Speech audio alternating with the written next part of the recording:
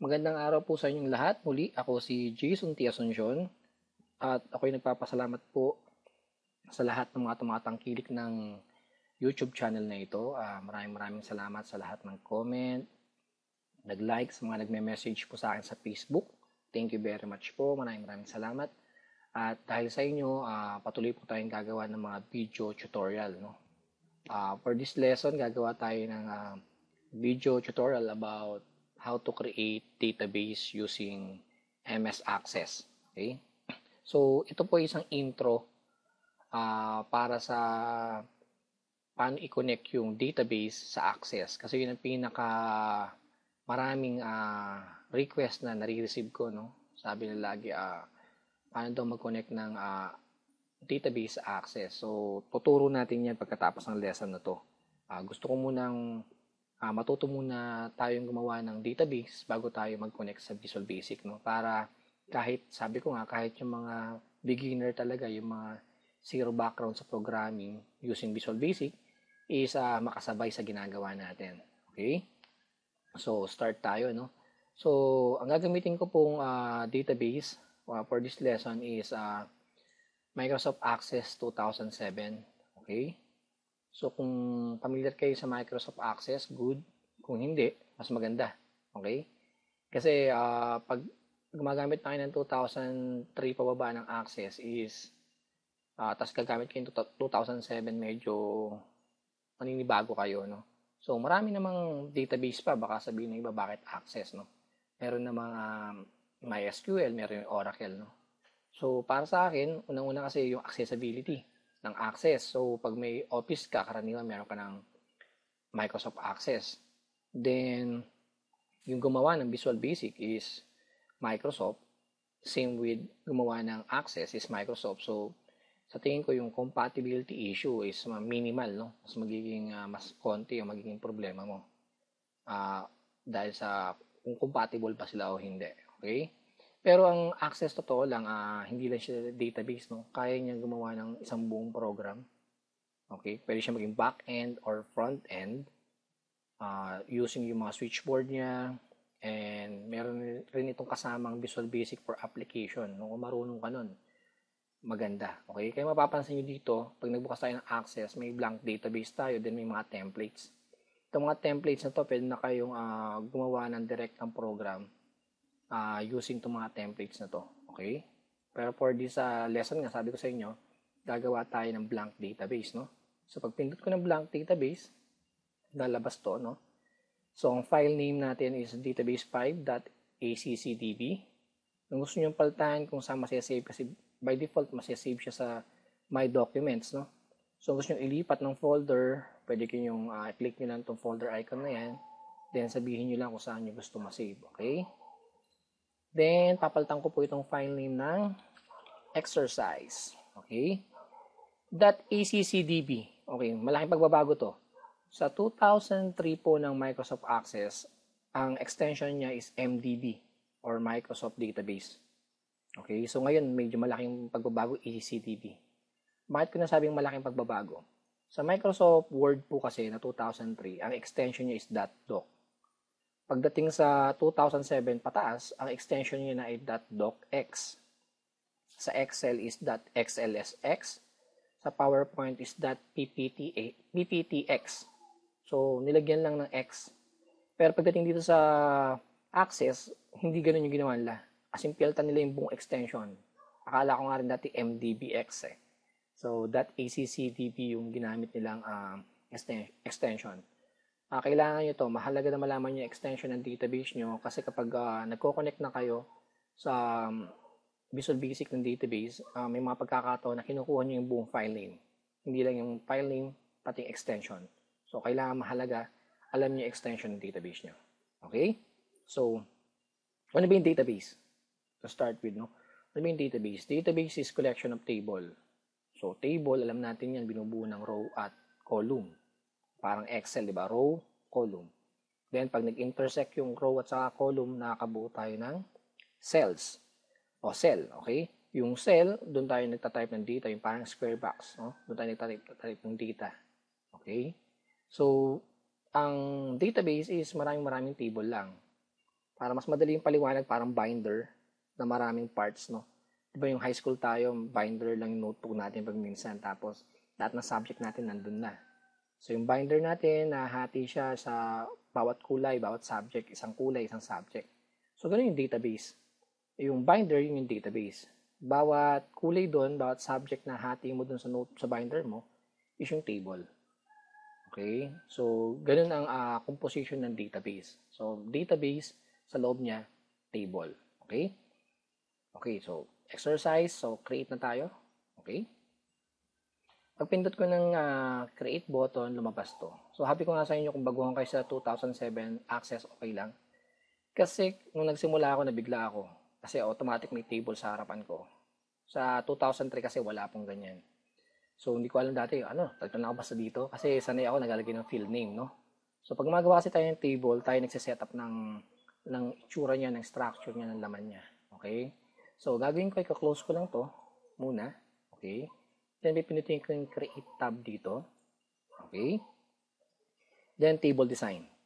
Pag pinut ko yung table design, basically, gumagawa na po tayo ng table. Okay? May lalabas na field name, data type, and description. Ano muna yung field name? Field name, ito po yung header ng bawat column. Okay? Siya yung magsasabi kung anong data yung isa-save mo sa column na yon. Okay? For this lesson, gagawa tayo ng database ng estudyante. Okay? About student information, no? So, yun ang ating gagawin ng database. So, bawat information na makukuha mo sa isang estudyante, isa-save mo sa isang field or column. So, papangalanan mo dapat yung column mo. So, ang field name, yan yung pangalan or header ng isang column. Okay? So, pag sinabi natin student information, una-una, kailangan natin ng student ID, no? So, pwede mo i-type na student ID. Okay? Bawal ang spaces at mga period kapag gumagawa ng field name, no? So, pwedeng student ID or kung gusto mong paiksiin pa, pwedeng sabihin na lang na SID. So, it's part of the normalization. So, be sure lang na kapag gumagawa ka ng field name, unang-una, kahit ano naman pangalan na ilagay mo eh. Pero dapat, for normalization, dapat may kinalaman yung pangalan ng field name doon sa data isa-save mo sa field na yon. Okay? Para mas madaling maintindihan. Okay? So, ako, mas maiksi kasi ang gusto ko. Bakit? Pag nagko-code ka na sa Visual Basic, mas mahaba, natural, mas mahirap. Minsan, spelling, nagkakaproblema pa, no? So, minsan, close open ako ng database para lang makita ko ano nga pa yung tinype ko doon, okay? Pero pag mas maiksi, actually, pag normalize, mas madali, okay? So, di pa tayo sa data type. Data type, by default, ang binigay sa atin na data type ng Access is text, no? So, marami pang klaseng data type dito. So, pag sinabi natin text, ito ay binubuo ng alphanumeric characters, alphabet and numbers. Ang haba na pwede mo lang i-type dito o i-save dito ay 255 characters. So, mas mahaba pa doon, hindi na masasave. Okay, yun lang kukunin niya. Okay? Pag memo naman, kung gusto mo mas mahaba, paano sir kung magko-comment, yung field na yun para sa comments. So, mahaba yung comments, di ba? So, memo yung ginagamit. Memo yung data type na ginagamit. Kapag mas mahaba sa 255 characters, yung field o yung data na isa-save mo sa field na yun. Okay? Next is number. Number. So, ito na yan. Number lang pwede mong i-save dito. Ibig sabihin, hindi ka pwede mag-save ng letter. So, ang number, maraming klase ng number. Okay?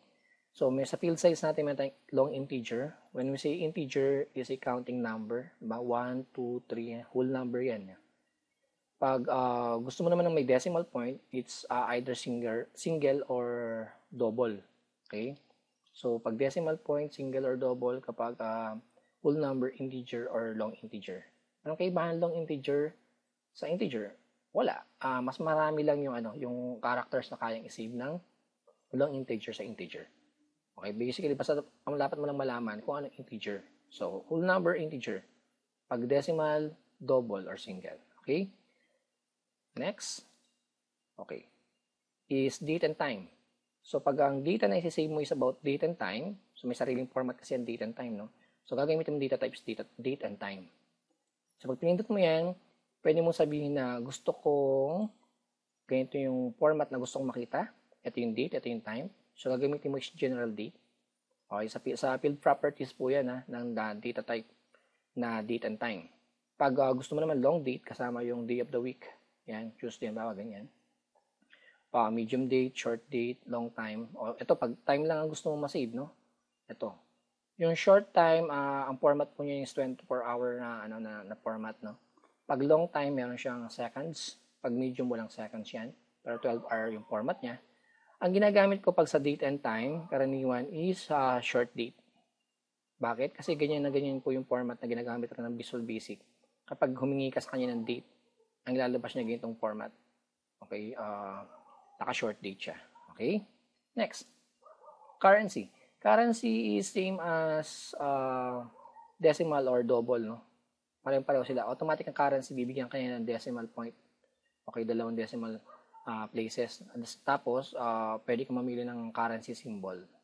Okay, pero kung back-end ka lang, medyo hindi mo kailangan gaano yun eh. Gagamit ka karaniwan ng double kapag pina-back-end mo lang ang isang data type na number na merong decimal point.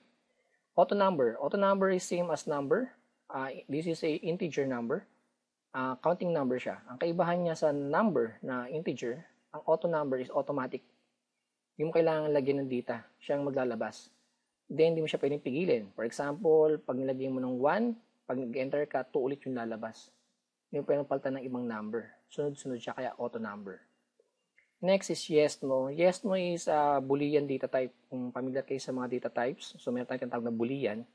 Pag Boolean, nag-hold siya ng true or false, o 0 or 1, yes or no na data, no. So, ang tawag ng access doon is yes, no. Ngayon ko ba, di pa tinawag na Boolean. Okay? Then, OLE object, gusto mo mag-save ng mga, mag-embed ng mga objects sa loob ng Access database. Halimbawa, picture, sound, o Microsoft Word. Okay? So, basically, OLE object ang ginagamit. Okay? Hyperlink, kung may gusto mo yung data mo, may link. Iba pang data. Attachment, basically, parang OLE object rin to. Then, yung wizards. Okay? Description. Kailangan ba lagyan ng description? Yes, nasa inyo yan. Ang katumbas niya sa programming is yung comments, no? Commenting, pag naglalagay ka ng comments. So, description yun. So, nasa iyo kung gusto mo lagyan ng description or wala. Pero pwede kahit wala. So, ba't kailangan mo lagyan ng description? Para kung sakali na may gagamit ng ibang tao sa program mo, maintindihan niya kung ano yung field name mo.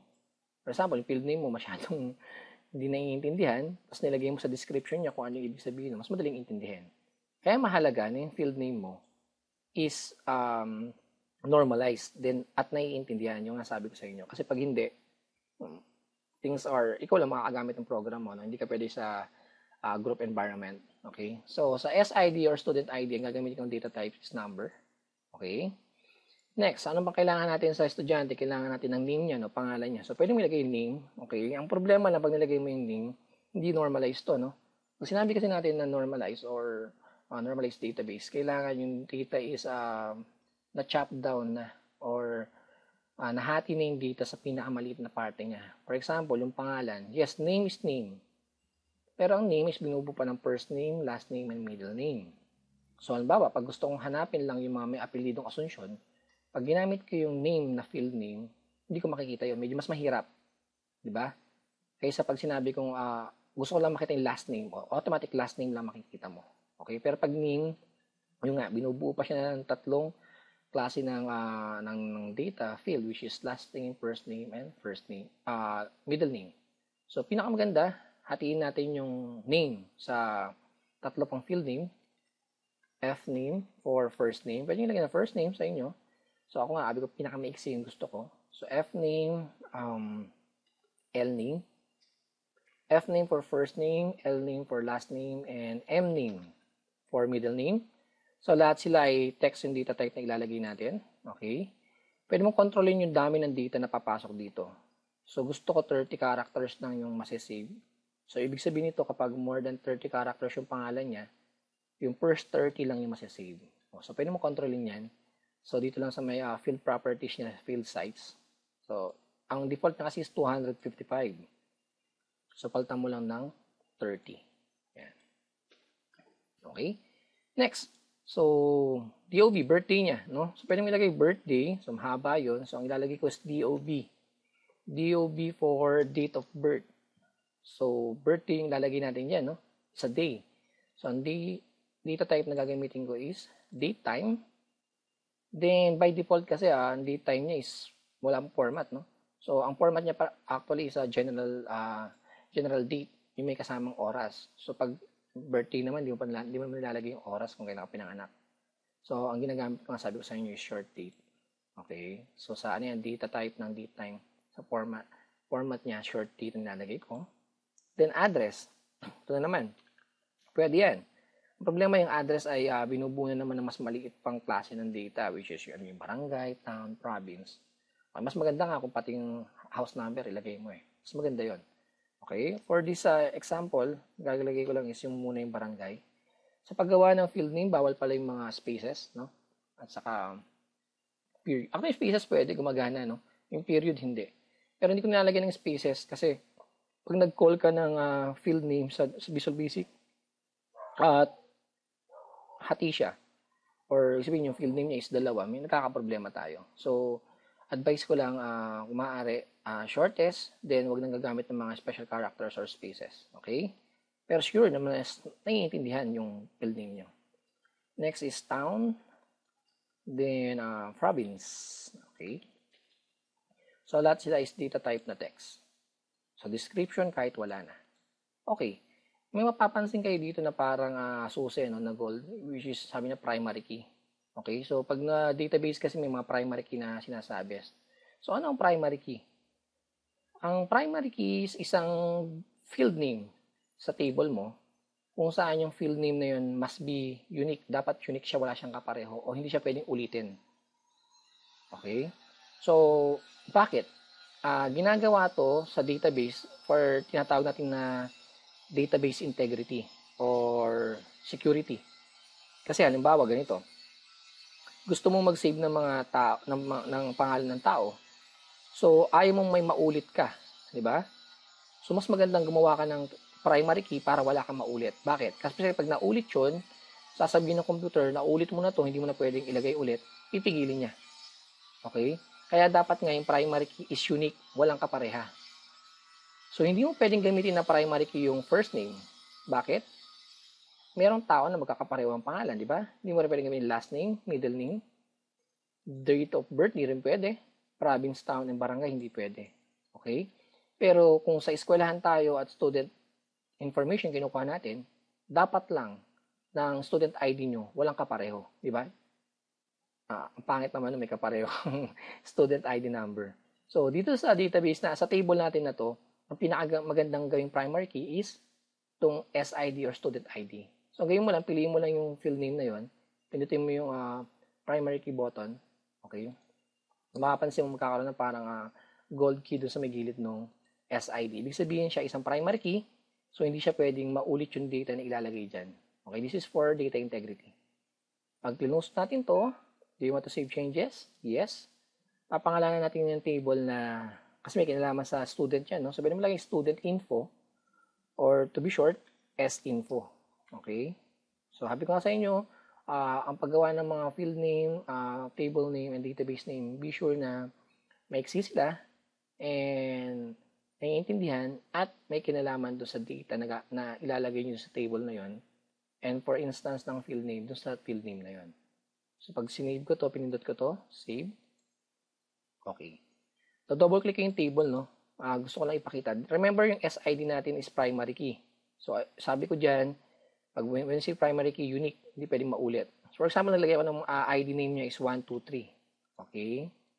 Okay. Okay. Then, dito sa may SID niya, inulit ko yung SID na 123. Okay? For example, ganun yung ginawa ko, no? Then, yung first name niya, iba. Okay? Okay. Tignan niyo, pag gagawa ulit ng another line, yun, pipigilin na ako ng access. Sabihin niya, oops, hindi pwede yung ginawa mo, merong kapareho ng SID dun sa SID field, naka-primary key ka, so hindi pwedeng masave yan. Okay, so yun yung tinatawag na data integrity, no? Pag in-okay ko yan, pinalitan ko to, halimbawa 4, 5, 6, at nag-next ako, so pwede na, di ba? Pero pag ulitin ko yung pangalan na eto, WER. Nag-next ako sa SID. Tignan nyo. pwede pa rin, di ba? Kasi nga, ang primary key lang is yung nasa SID. Okay, so be sure na yung primary key nyo ay unique at walang kapareha. Para kapag nag-save na kayo, hindi nyo mauulit yung data na sinasave nyo. Yun ang paggamit ng primary key. So, by that, nakagawa na tayo ng database, which is yung exercise database, and yung table natin na S-info. Okay, so close ko lang to. Okay, muli maraming salamat po sa inyong lahat. At gaya na lagi kong sinasabi, ang video tutorial na to ay tool lamang para matuto tayo, no? Kailangan pa rin natin ng mentor or teacher para mag-guide sa atin. Muli maraming salamat po. Kita-kita tayo sa next video. God bless po.